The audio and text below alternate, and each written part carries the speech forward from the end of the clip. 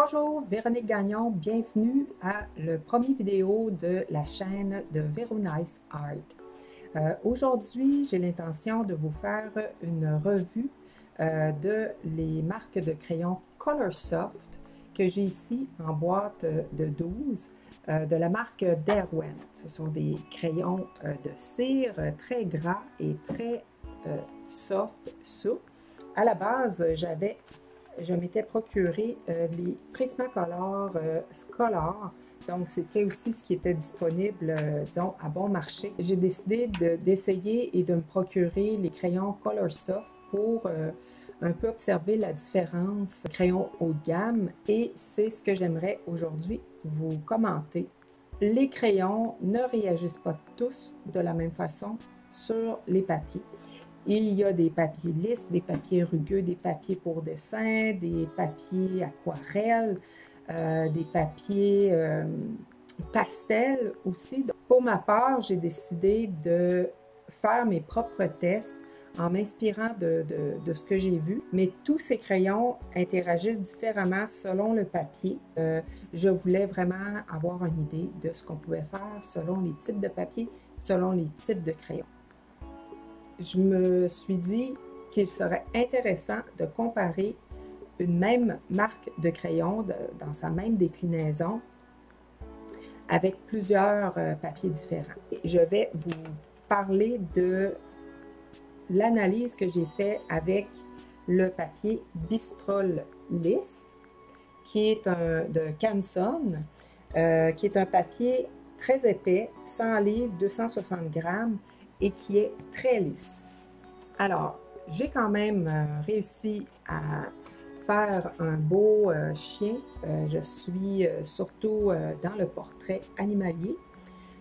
Donc ici, j'ai utilisé plusieurs crayons, mais le papier, c'est bien le Canson Bistrol Lisse de la série XL, qui est vraiment un papier épais.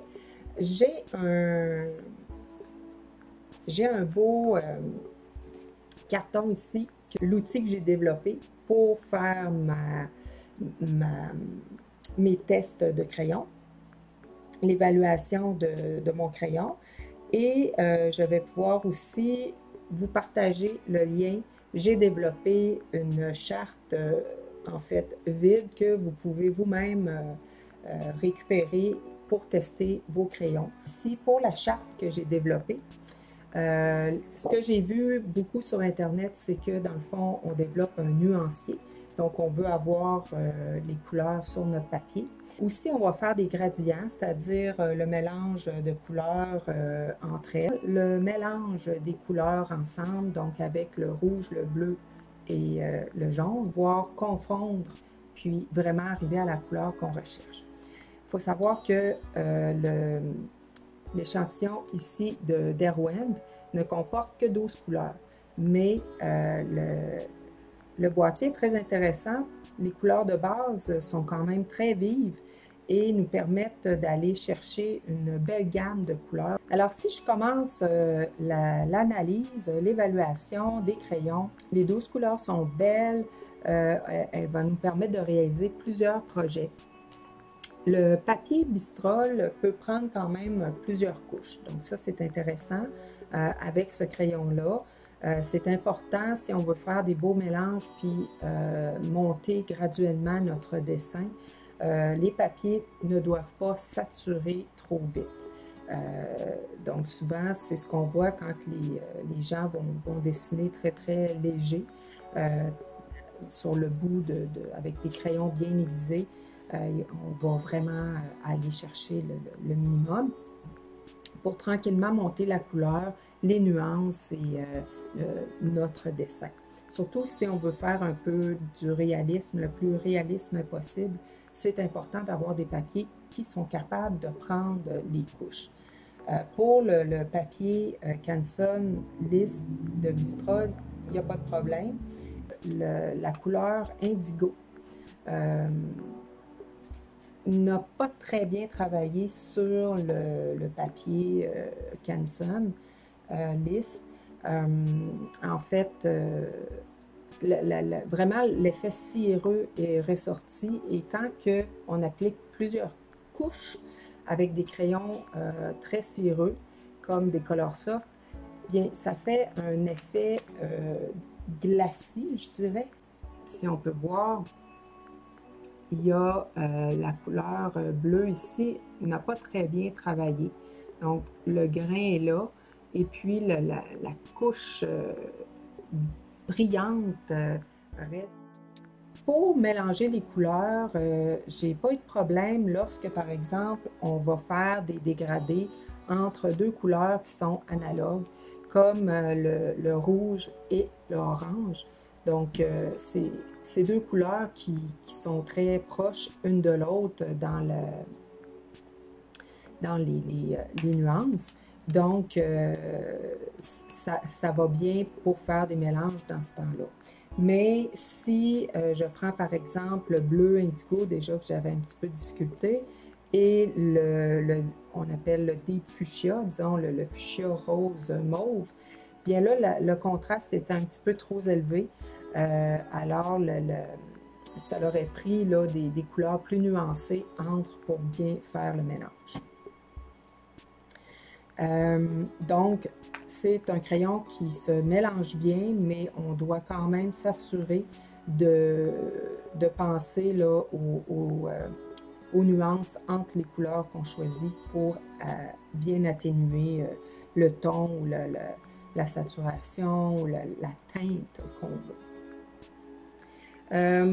Souvent, de ce que j'ai vu aussi dans les revues par rapport à ce type de crayon-là qui sont gras et mous, en fait, c'est un petit peu plus dur quand on veut faire du réalisme ou du poil ou un effet très précis, très détail. C'est vrai que pour la plupart des couleurs de cette catégorie, on y va plus des fois pour le fond sans trop peser sur le crayon. Mais ce que j'aime beaucoup travailler avec les Derwent Color Soft, ça va être par exemple des yeux, où on doit vraiment aller chercher de l'opacité. Si on veut un noir ou un bleu, on veut remplir la pupille, on veut faire une belle démarcation pour le noir de l'œil chez les animaux.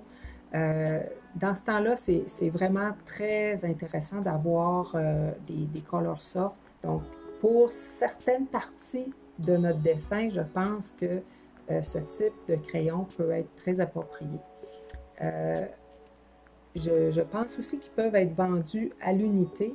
Donc, c'est intéressant de pouvoir acheter seulement quelques couleurs parfois qu'on va utiliser plus. J'ai vraiment adoré le noir dans cette couleur-là qui justement ne laisse pas trop de gras, mais qui va très bien couvrir. Donc, justement, pour faire les yeux, c'est quelque chose de très intéressant. Je vais aussi comparer les Derwent Color Soft sur d'autres papiers lisses, généralement reconnus là, pour leur qualité de dessin.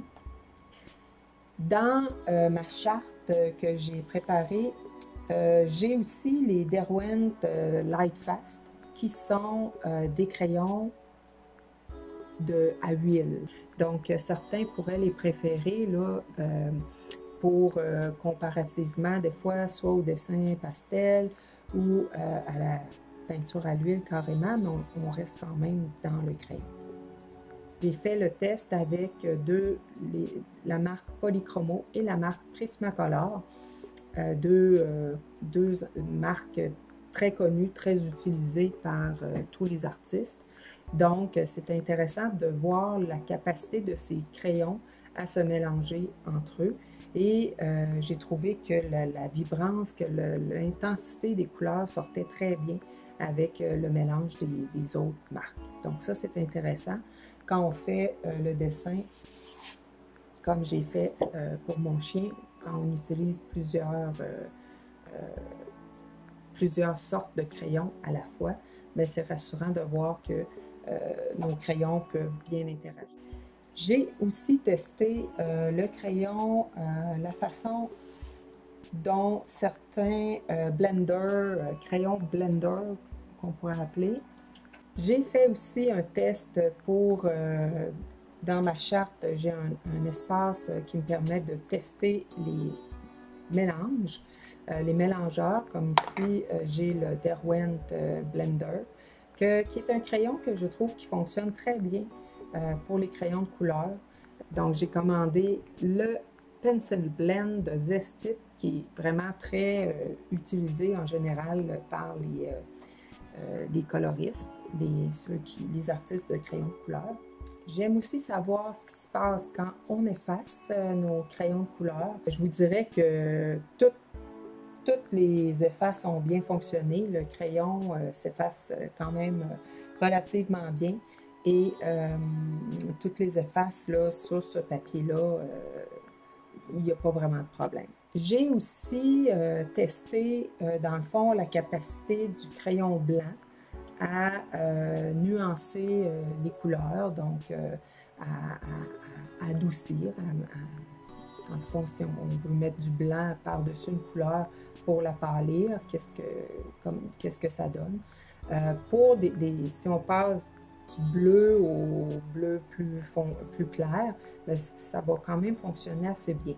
Sauf que pour faire ça, bien évidemment, là, on est dans du burnishing, donc on va saturer le papier. Donc après, il y a moins possibilité là, de pouvoir retravailler la couleur. Pour le noir aussi, c'est une couleur que j'ai bien aimée dans le Derwent. Donc, pour faire l'ombre d'une couleur, ça fonctionne très bien. Puis, on peut facilement mélanger là, les deux teintes ensemble pour un effet là, beaucoup plus foncé.